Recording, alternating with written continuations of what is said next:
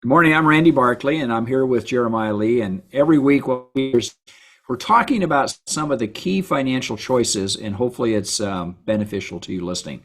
Yeah, Randy and I are both certified financial planners, and I'm also a California licensed attorney. We work together. We work at Tricord Advisors, and we help clients as they kind of build their life they love. You know, the conversation that most news broadcasters are talking about, financial news, is that we're going to have a hard recession. And the question is, are we going to have a hard landing? And a hard landing would be interpreted as a rise in unemployment. In other words, companies would start laying off large numbers of people. But there's also another view, and if this inflationary picture starts to come down a little bit, it may not come back down to the 2% level that we've been used to for the last several decades, but it may step down, and that may cause us to go into recession. But it may be like a softer one. In fact, it might even be two Yeah, well, recessions, yeah, we're right? going to talk about some other views on this recession, not the main ones. I like the two recession view. A lot of people are saying, that there's the current, what we're feeling today, Right? and then with the banks and the Fed, they're talking about stuff, they're trying to impact rates 3, 5, 10 years from now. Right. And they're looking way off on the horizon, but they got to focus on what's here as well. And it's a difficult task to do both. And I've liked that view that some people kind of say, okay, we're in the midst of a recession in the sense that it's hard, the economy is slowing down.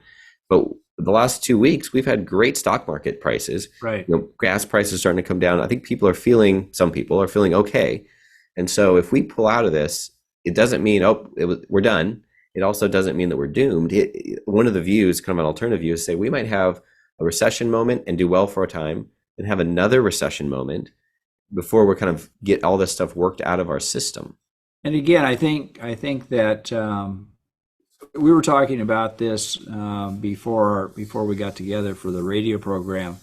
But I think that this generation today has a much better ability to do price shopping than the generation before it. The recession that I experienced that was really hard was back in the late 70s and early 80s. But in today's world, you have your phone, and Yeah. you can go to buy something and you can hit a SKU. You were just telling me about a story. I mean, tell me about what you went personally through Yeah, this looking last week I was for looking. an article, right? Yeah, I was just looking for a new raincoat, and looked at it in the store, tried it on. Hey, this looks great, but they only had a couple of colors, so I looked online, found the exact same thing in any color I wanted. They'll deliver it to my door, and it was $5 cheaper, and that was not a price comparison that could have been done, decades ago. Whereas now it's commonplace, and I think in the midst of the recession, a lot of people have really struggled.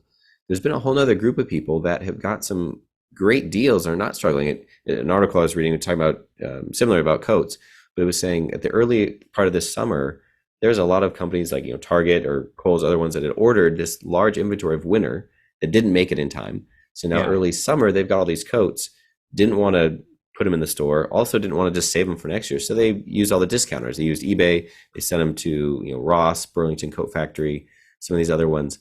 And there were folks that were picking up, a couple of bucks, they could get a real coat, that in the store might have been 50, 60, $80.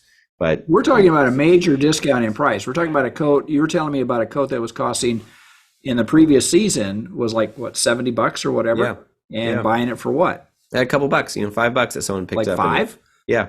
And it's kind of Yeah. amazing, but it's that idea that the savvy shopper is no longer just going to the local store or even going to Amazon.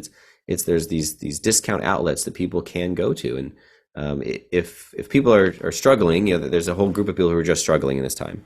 There's other people who have just changed their habits. They're becoming a little more savvy of how they shop and how they do things. And there's good deals to be found. They're able to still clothe and feed their families at cheaper rates. Yeah, and this has nothing to do with the financial side of it, but I just heard a report that because of the drought, so to speak, that we're going through in California, that Los Angeles had the largest reduction in water consumption historically. Mm, Last month, they reduced their water consumption, I think, somewhere close to 11%. But I think also what people are aware of on a financial standpoint is all their purchasing. So they go to the grocery store and they buy not the name brands, they'll buy the store brand. And with a little bit of knowledge, you understand that the store brand is made exactly by the same company that makes the name brand, but yeah. it can be a large percentage. It could be a lot different in price. It could be a lot less in cost. And I think consumers are becoming much more aware of that. Yeah. The other, I think, alternative storyline, I think is interesting is we may have a lot more pain ahead in the market, but there's some people out there saying this was it. Like it's all been overblown. People are talking about a recession. Employment is fine. Interest rates are higher, but they're not catastrophically higher. We're going to be okay, and we're going to move forward. And I think that's an interesting storyline you don't hear on the news because it doesn't sell as much. But an idea that we're going to level out and just continue forward. I don't know that we buy into that, but it's interesting of how much we hear on the news fear and falling apart. But there's a whole part of the economy, employment being a big driver of that, that's doing well. Housing prices are high, in a good sense that people have equity in their homes, and the job markets are strong. People are getting raises. People are keeping their jobs. So you have that storyline that really is supporting the economy and may support us out of a recession. I mean, we'll see, but it's just an alternative storyline.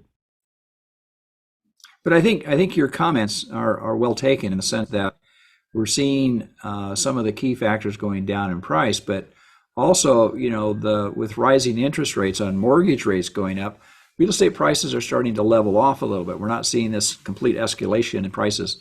And some of what I consider the hot areas of real estate, they're actually seeing some discounts coming back down. That's healthy. That's not unhealthy. That's a healthy thing because we've priced out, real estate is pricing out the people who are trying to get into a home. Yes. The rental market is just too expensive.